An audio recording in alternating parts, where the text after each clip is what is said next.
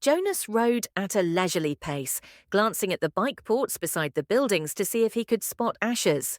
He didn't often do his volunteer hours with his friend because Asher frequently fooled around and made serious work a little difficult. But now, with 12 coming so soon and the volunteer hours ending, it didn't seem to matter. The freedom to choose where to spend those hours had always seemed a wonderful luxury to Jonas. Other hours of the day were so carefully regulated. He remembered when he had become an 8, as Lily would do shortly, and had been faced with that freedom of choice. The 8s always set out on their first volunteer hour a little nervously, giggling and staying in groups of friends. They almost invariably did their hours on recreation duty first, helping with the younger ones in a place where they still felt comfortable. But with guidance, as they developed self-confidence and maturity, they moved on to other jobs, gravitating toward those that would suit their own interests and skills. A male 11 named Benjamin had done his entire nearly 4 years in the rehabilitation centre, working with citizens who had been injured. It was rumoured that he was as skilled now as the rehabilitation directors themselves, and that he had even developed some machines and methods to hasten rehabilitation. There was no doubt that Benjamin would receive his assignment to that field and would probably be permitted to bypass most of the training. Jonas was impressed by the things Benjamin had achieved. He knew him, of course, since they had always been group mates, but they had never talked about the boy's accomplishments because such a conversation would have been awkward for Benjamin. There was never any comfortable way to mention or discuss one's successes without breaking the rule against bragging, even if one didn't mean to. It was a minor rule, rather like rudeness, punishable only by gentle chastisement. But still, better to steer clear of an occasion governed by a rule which would be so easy to break. The area of dwellings behind him, Jonas rode past the community structures, hoping to spot Asher's bicycle parked beside one of the small factories or office buildings. He passed the childcare centre where Lily stayed after school and the play areas surrounding it. He rode through the central plaza and the large auditorium where public meetings were held. Jonas slowed and looked at the name tags on the bicycles lined up outside the nurturing centre. Then he checked those outside food distribution. It was always fun to help with the deliveries, and he hoped he would find his friend there so that they could go together on the daily rounds, carrying the cartons of supplies into the dwellings of the community. But he finally found Asher's bicycle, leaning, as usual, instead of upright in its port, as it should have been, at the house of the old. There was only one other child's bicycle there, that of a female 11 named Fiona. Jonas liked Fiona. She was a good student, quiet and polite, but she had a sense of fun as well, and it didn't surprise him that she was working with Asher today. He parked his bicycle neatly in the port beside theirs and entered the building. "Hello, Jonas," the attendant at the front desk said. She handed him the sign-up sheet and stamped her own official seal beside his signature. All of his volunteer hours would be carefully tabulated at the Hall of Open Records. Once, long ago, it was whispered among the children, an 11 had arrived at the ceremony of 12, only to hear a public announcement that he had not completed the required number of volunteer hours and would not therefore be given his assignment. He had been permitted an additional month in which to complete the hours, and then given his assignment privately, with no applause, no celebration. A disgrace that had clouded his entire future. "It's good to have some volunteers here today," the attendant told him. "We celebrated a release this morning, and that always throws the schedule off a little, so things get backed up." She looked at a printed sheet. "Let's see. Asher and Fiona are helping in the bathing room. Why don't you join them there? You know where it is, don't you?" Jonas nodded, thanked her, and walked down the long hallway. He glanced into the rooms on either side. The old were sitting quietly, some visiting and talking with one another, others doing handwork and simple crafts. A few were asleep. Each room was comfortably furnished, the floors covered with thick carpeting. It was a serene and slow-paced place, unlike the busy centres of manufacture and distribution where the daily work of the community occurred. Jonas was glad that he had, over the years, chosen to do his hours in a variety of places so that he could experience the differences. He realised, though, that not focusing on one area meant he was left with not the slightest idea, not even a guess, of what his assignment would be. He laughed softly. "Thinking about the ceremony again, Jonas?" he teased himself. but he suspected that with the date so near, probably all of his friends were too. He passed a caretaker walking slowly with one of the old in the hall. "Hello, Jonas," the young uniformed man said, smiling pleasantly. The woman beside him, whose arm he held, was hunched over as she shuffled along in her soft slippers. She looked toward Jonas and smiled, but her dark eyes were clouded and blank. He realized she was blind. He entered the bathing room with its warm, moist air and scent of cleansing lotions.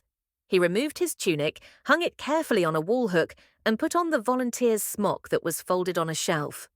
"Hi, Jonas," Asher called from the corner where he was kneeling beside a tub. Jonas saw Fiona nearby at a different tub.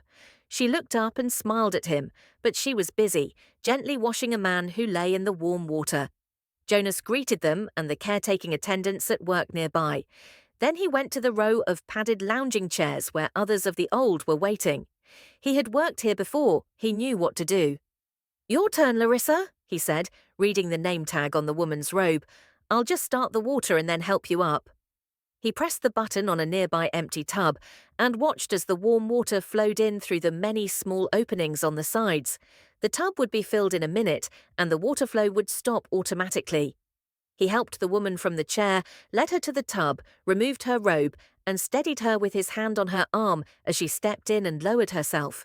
She leaned back and sighed with pleasure, her head on a soft cushioned headrest. "Comfortable?" he asked, and she nodded, her eyes closed. Jonas squeezed cleansing lotion onto the clean sponge at the edge of the tub and began to wash her frail body. Last night he had watched as his father bathed the new child. This was much the same: the fragile skin, the soothing water, the gentle motion of his hand, slippery with soap. The relaxed, peaceful smile on the woman's face reminded him of Gabriel being bathed, and the nakedness too. It was against the rules for children or adults to look at another's nakedness, but the rule did not apply to new children or the old. Jonas was glad. It was a nuisance to keep oneself covered while changing for games, and the required apology if one had by mistake glimpsed another's body was always awkward. He couldn't see why it was necessary. He liked the feeling of safety here in this warm and quiet room. He liked the expression of trust on the woman's face as she lay in the water unprotected, exposed, and free. From the corner of his eye, he could see his friend Fiona help the old man from the tub and tenderly pat his thin, naked body dry with an absorbent cloth. She helped him into his robe. Jonas thought Larissa had drifted into sleep, as the old often did, and he was careful to keep his motions steady and gentle so he wouldn't wake her. He was surprised when she spoke, her eyes still closed. "This morning we celebrated the release of Roberto," she told him. "It was wonderful." "I knew Roberto," Jonas said. "I helped with his feeding the last time I was here, just a few weeks ago. He was a very interesting man." Larissa opened her eyes happily. "They told his whole life before they released him," she said. "They always do. But to be honest," she whispered with a mischievous look, "some of the tellings are a little boring. I've even seen some of the old fall asleep during tellings, when they released Edna recently. Did you know Edna?" Jonas shook his head. He couldn't recall anyone named Edna.